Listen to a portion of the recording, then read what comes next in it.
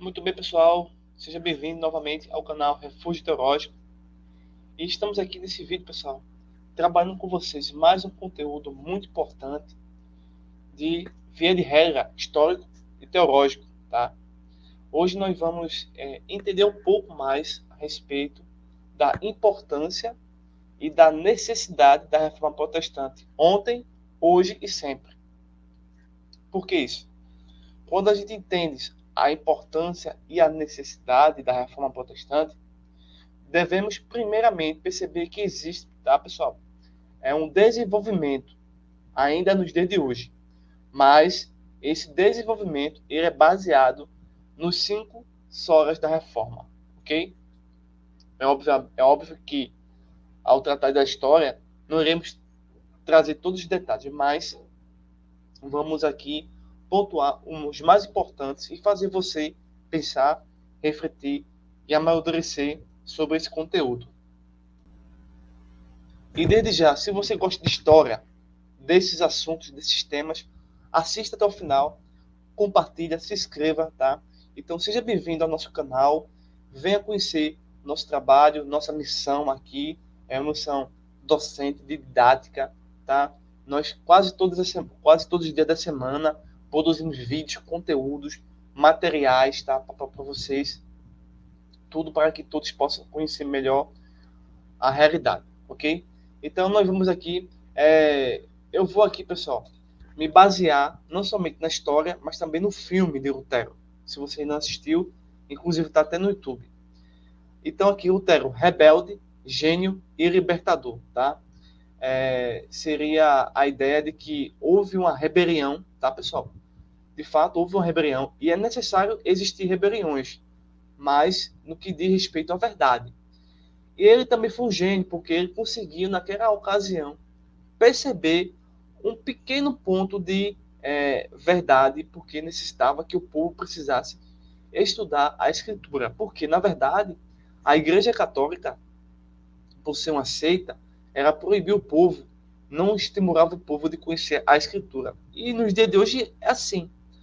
Hoje, a única diferença é que eles conseguem oferecer a Bíblia, né, adulterada, né, e distorcer a mensagem da Bíblia.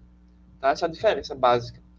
E também é o libertador porque ele traz esse pensamento, porque até então se pensava que somente dentro de uma igreja de pedra, de ouro, de mármore, enfim, somente dentro de uma estrutura hierárquica, obedecendo a falsos sacerdotes, obedecendo a dogmas que não existem, as pessoas poderiam ser salvas, né? Mas, graças a Deus e a Martim Lutero, que houve, de fato, um retorno à Escritura. É óbvio que Lutero, Calvin, John Knox, e entre outros, inclusive nós, ainda necessitamos conhecer mais a Escritura. É óbvio que erros e continuidade de erros sempre vai existir no seio do cristianismo, porque somos seres decaídos, mas não produzimos é, dogmas, teorias, pensamentos, doutrinas anticristãs. Do contrário das seitas e dos falsos profetas, tá? Então, Lutero, de fato, foi um homem inspirado para desenvolver, tá, a melhor, né, esse pensamento da reforma protestante. Então, não é somente o caráter histórico do passado que é importante, mas a continuidade desse pensamento. Então a gente vê em muitas igrejas, tá, em muitas religiões de matriz cristã, certos desvios. E é necessário, tá, pessoal, utilizando a história, a Bíblia, né, o conhecimento verdadeiro, para nos corrigir e corrigir aqueles que estão se desviando, né, retornando aí ou desenvolvendo novas ideias que não têm base bíblica nenhuma. Então vamos começar aqui, pessoal, esse trabalho aqui para a gente poder entender melhor. Bem, Martinho Lutero, ele foi um monge agostiniano alemão, foi um dos teólogos mais importantes da história do cristianismo. Então, a sua teologia, né, é possivelmente revolucionária, mas não no sentido político, tá? não no sentido político, mas no sentido de que essa palavra era e dá a ideia de movimento, né, de mudança, de alteração, de novos horizontes para a própria cultura, né, para a própria cosmovisão, porque se você observa que é uma época em que as pessoas não têm acesso ao estudo, ao conhecimento de forma assim, mais como os dias de hoje. Não usando os dias de hoje para comparar ao passado, jamais, mas para você ter uma pequena noção das grandes dificuldades que o povo tinha e essa seita utilizava essa dificuldade para massacrar o povo, reduzir as suas racionalidades ao mais pior nível da camada humana, deixando a racionalidade e a fé verdadeira no canto do lixo. Então, quando um Lutero surge trazendo essa revolução, né, que melhor seria aqui a reforma, trazendo essa reforma para as pessoas simples e comuns, tá?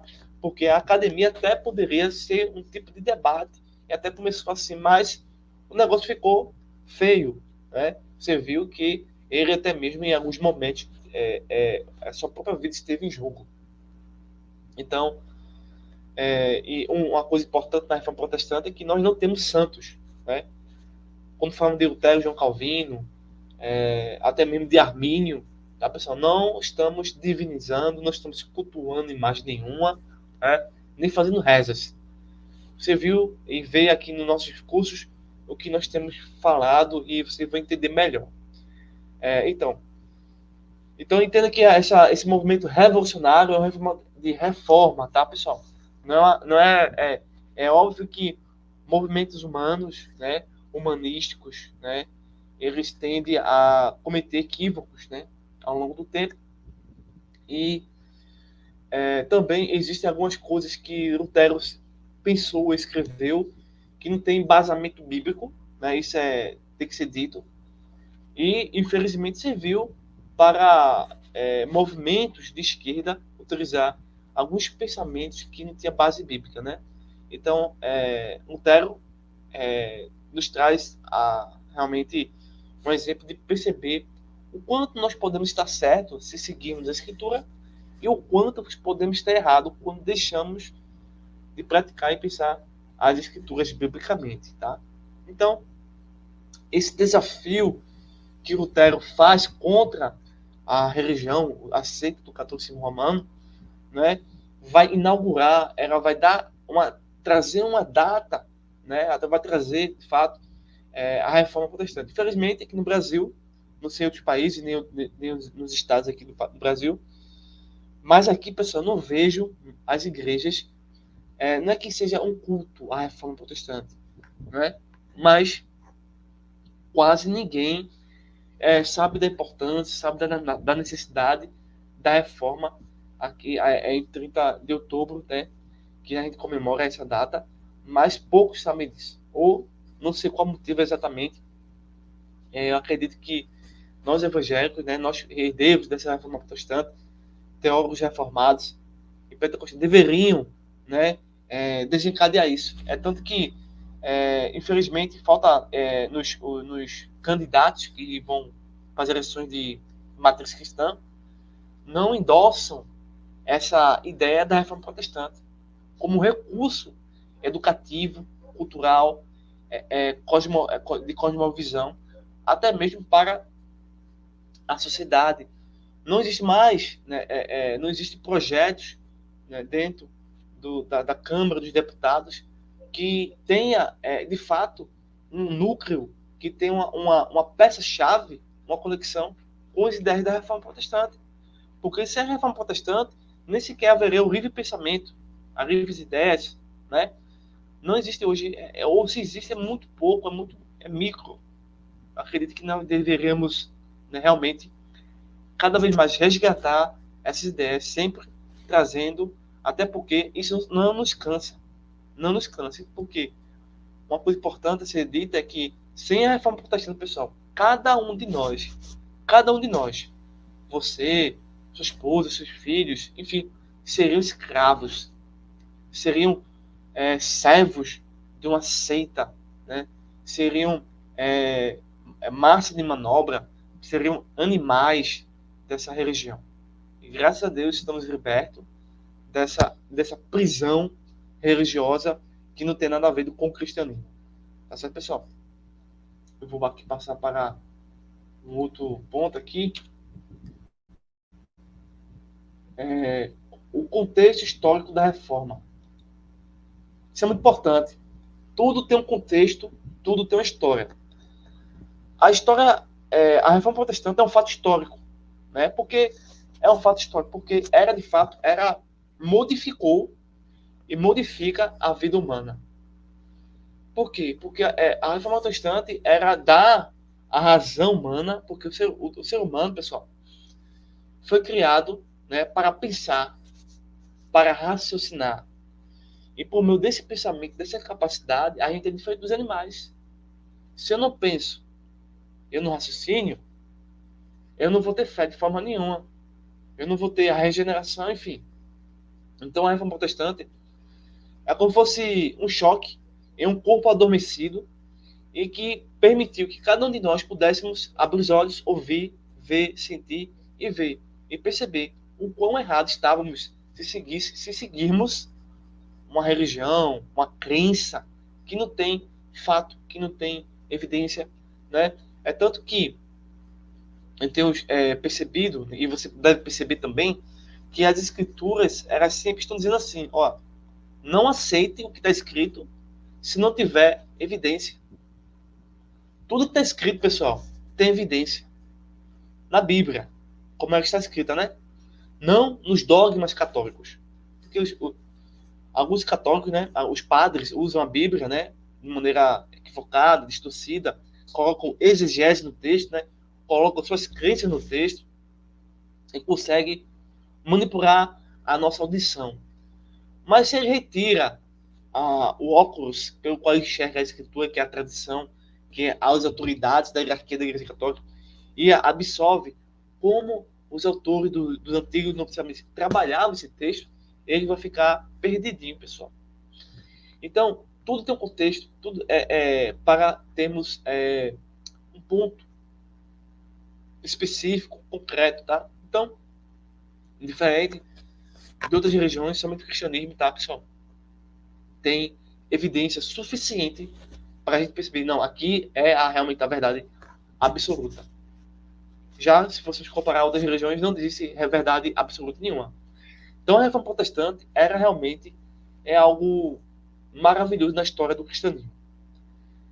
E falar sobre o contexto histórico, nos fala sobre motivações, situações, pessoas, pensamentos que surgiram, que auxiliaram o desenvolvimento da reforma, que cooperaram com a reforma e que agregaram mais valor a esse movimento que deve continuar até os dias de Cristo, até o arrebatamento, por exemplo.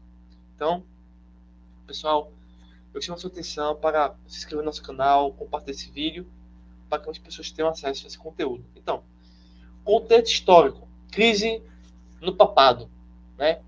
O papado, pessoal, é uma pessoa que acredita no Papa, está dizendo assim que Cristo pode ser substituído. Isso é uma violação do Novo Testamento. Isso é um pensamento anticristão, acreditar no papado. Mas o papado estava enfraquecido por escândalos e corrupção. Havia uma crescente busca por reformas dentro da Igreja Católica, né? Então, é interessante isso aí, como Deus trabalha. Deus ele poderia trabalhar de fora da Igreja Católica, né? Com camponeses, com algum outro grupo que poderia até mesmo ser excomungado, né? Mas não. É tão interessante, pessoal, que se você perceber que Deus usou os próprios padres, que era o vocábulo, ou a profissão, ou o nome dado àquele sacerdote, que estudava a teologia na época, e usou esses padres, e iluminou esses padres, né? Não totalmente, obviamente, deu a eles, olha, pessoal, abra a Bíblia, estuda a Bíblia, né? Conduzindo os padres a entender que aquilo que estava acontecendo não tinha respaldo bíblico nenhum. Então, Deus usou os próprios padres para destruir o papado, para destruir o catolicismo. Isso é fantástico.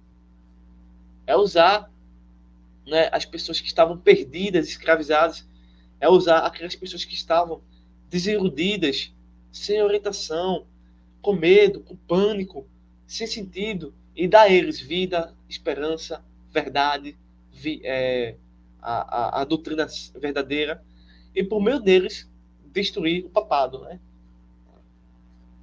Depois disso, nós temos a chamada renascimento cultural. É óbvio que temos o aspecto negativo e positivo desse movimento, porque o movimento de renascimento cultural ele também permitiu o florescimento do ateísmo, né? Do agnosticismo e do relativismo. Mas, ao mesmo tempo, cooperou excessivamente com a reforma protestante. Por quê? O Renascimento, com seu foco no humanismo e na razão, questionava as doutrinas tradicionais da Igreja Católica. Então, esse movimento se uniu, tá, com a reforma protestante, ou vice-versa, para quebrar a ideia católica. Por quê? É por meio do movimento humanista que o cientificismo, que a ciência vai se desenvolver. Porque a Igreja Católica estava dizendo assim, ó, a ciência, se continuar, vai acabar com o catolicismo. Então, o pessoal tinha medo. Então, era necessário que essa seita pudesse abafar o humanismo. Então, o humanismo, ele queria razão, ele queria conhecer a ciência para desenvolver o quê, pessoal? Medicamento, para desenvolver cirurgias, tratamento odontológico, de audição, de visão. Então, o humanismo, pessoal, ele foi o aspecto, vamos dizer assim, técnico da reforma protestante, que vai desenvolver certas curas, no sentido de produzir medicamentos, estudar a própria cultura humana, mas também desenvolver a parte artística, a parte da medicina, tá? Algo que o catolicismo original é contra isso. Hoje, eles não podem mais vencer o humanismo, porque a reforma protestante criou um movimento que vai derrubar cada vez mais esse pensamento católico, de dizer, olha, a ciência é aquilo que vai refutar o catolicismo. E o humanismo refuta o catolicismo, de certa forma. Mas algumas pessoas que começaram a ter ódio da religião. Porque a religião estava dizendo, ó, pessoal, a religião não vai aceitar que a Terra está em movimento. A Terra não está em movimento, a Terra está parada. A Bíblia diz isso, e vão dizer, obviamente que a Bíblia não diz isso, né? Aí não pode tocar no corpo de um morto. Isso é sagrado e tal, né? Então, tudo que a ciência queria descobrir, a Igreja Católica dizia não. Aí o pessoal começou a ter raiva, começou a culpar até mesmo Deus, aí o ateísmo surgiu. Mas essa parte medicina, né, medicamentos, até mesmo instrumentos, né, que você vai ver agora, auxiliou e ainda auxilia a propagação da reforma protestante. Enquanto as pessoas que se devotam ao catolicismo são pessoas que podem até ter e têm até um grau de conhecimento, assim, advogados, médicos, mas não percebem que o catolicismo é contra a medicina. Não percebe isso. Mas fazer o quê, né? Bem, invenção da imprensa. Vejamos o seguinte: a prensa móvel permitiu a rápida disseminação das ideias de Martinho Lutero, ampliando o alcance da reforma. Inacreditavelmente, não somente o movimento do humanismo surgiu, mas a prensa móvel, né, conseguiu aí produzir bíblias, conseguiu produzir temas teológicos importantes para que as pessoas pudessem ter acesso ao conhecimento. Muito diferente da Igreja Católica, pessoal. A Igreja Católica está nem preocupado com o estudo, não está preocupado com a verdade. Ela só vai dar estudos, ela só vai dar certos conhecimentos para aquelas pessoas que estão sem racionalidade, para aquelas pessoas que estão com ouvidos e com os olhos totalmente aprisionados nas trevas do catolicismo. Eu duvido o catolicismo oferecer a mim e a você conhecimento, porque esse conhecimento que a Igreja Católica oferece contradiz o catolicismo. A Bíblia que eles abrem todos os domingos, todos os dias, contradiz, pessoal. Não, você não vai ter papa, você não vai ter padre, você não vai ter nenhum dogma católico, tá? Bem, as corrupções combatidas por Lutero.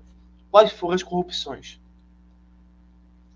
Indulgências. Pessoal, as indulgências existem até o dia de hoje, dentro do catolicismo e fora do catolicismo. Muitas igrejas, né, muitas pseudo-religiões, aceitam as indulgências de outra forma.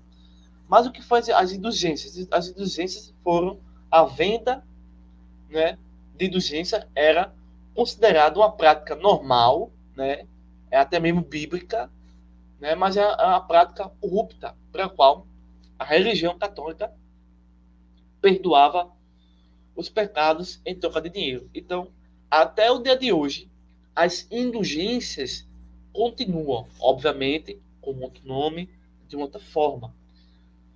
As indulgências, pessoal, naquela época, isso deixou Martinho Lutero e muitas pessoas que estudavam a Bíblia totalmente enfurecidos.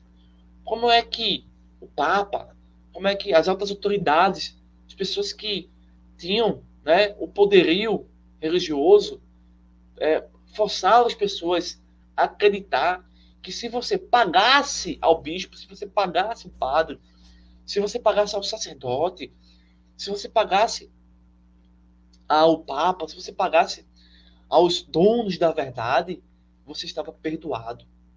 Mas se você desse dinheiro, se você desse seu cartão de crédito, aí você era salvo. Se fosse o dia de hoje, você passa o Pix, você dá uma maquineta ou dá uma moeda mesmo, e você é salvo. Ponto.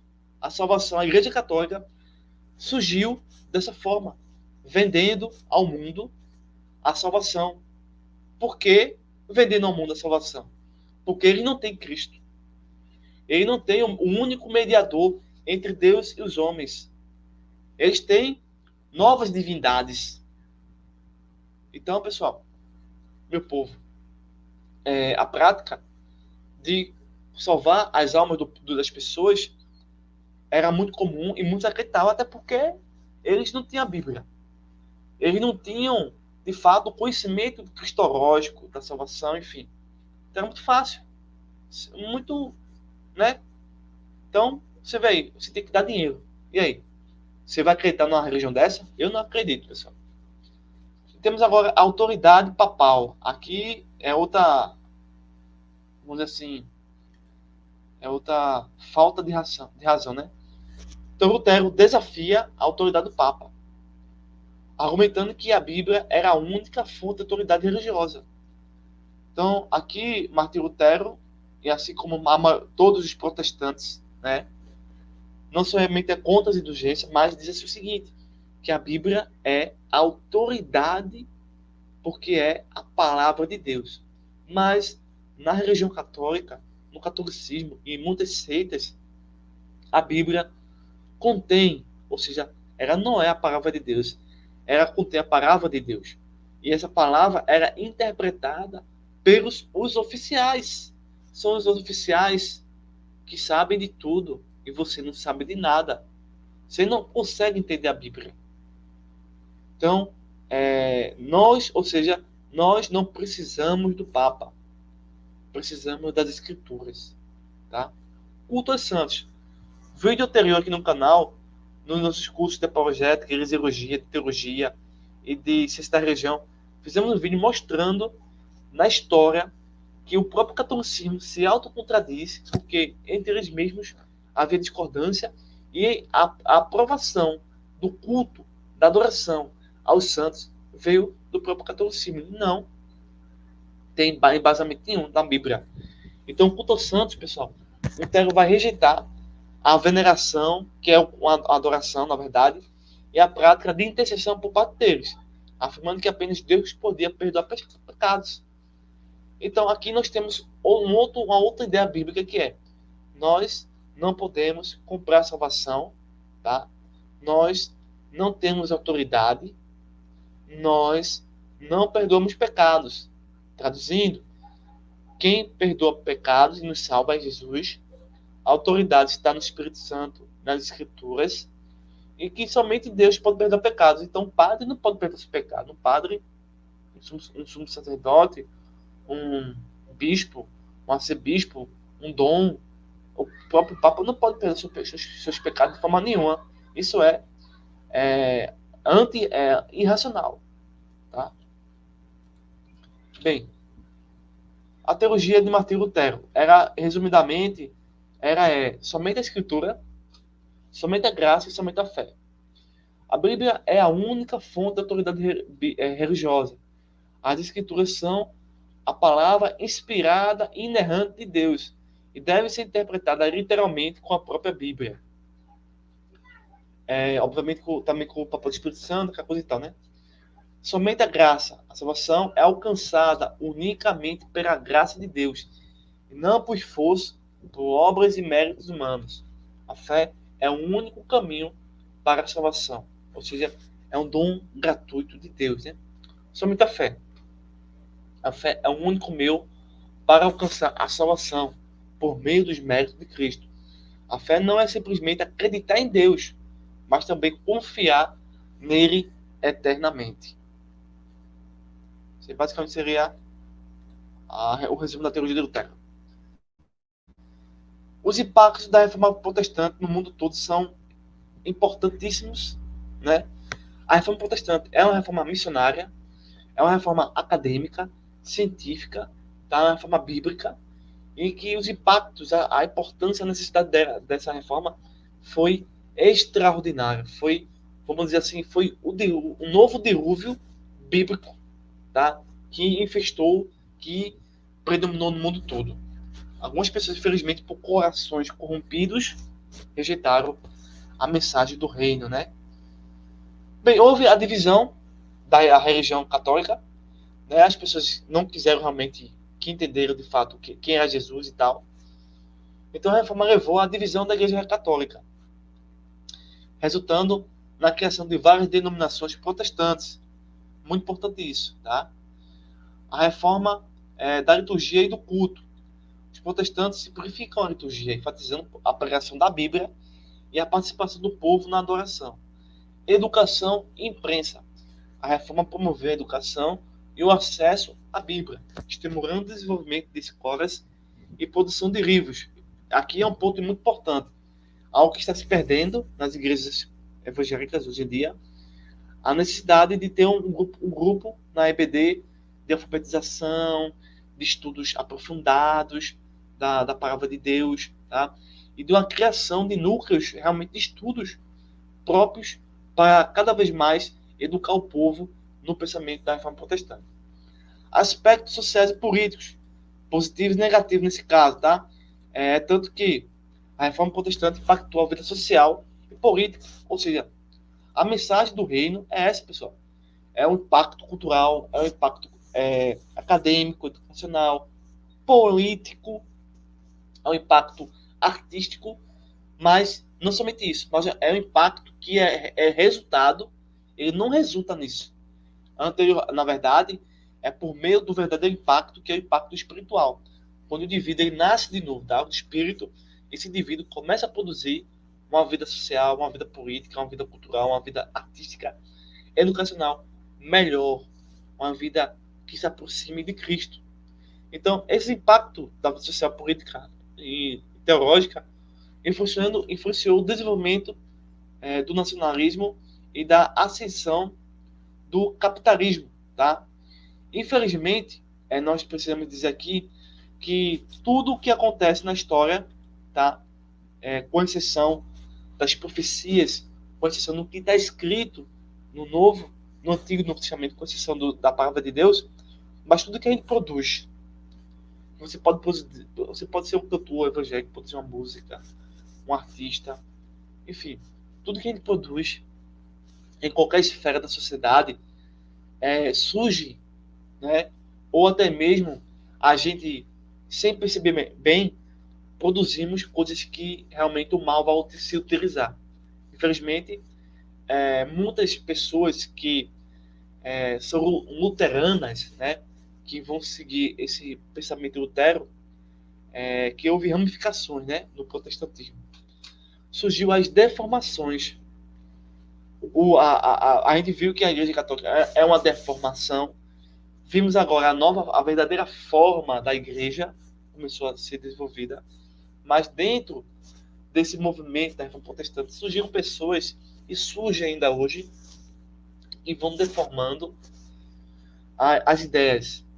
E muitas pessoas que vão substituindo, ou até mesmo o próprio Lutero, Calvino, Arminio, enfim, eles nem sempre, eles não são inspirados por Deus. Nem você que me assiste, nem que estou aqui. Podemos fazer algum tipo de doutrina errada? Podemos. Né?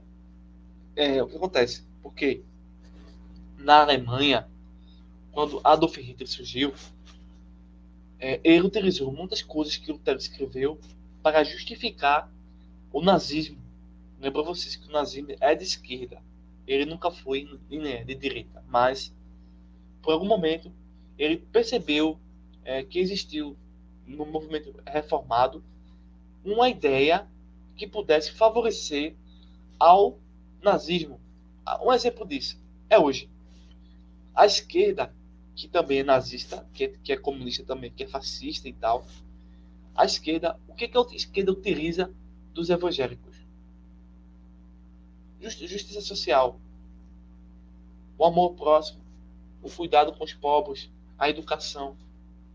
Mas isso não é errado, mas eles utilizam isso para se beneficiar. Em compensação, surgiram, a gente vai ver aqui agora, daqui a pouco, os cristãos de esquerda. Tá? Então, no mundo todo, pessoal, a deformação surgiu, mas também surgiu a reforma. Tá? Então a gente precisa entender isso também.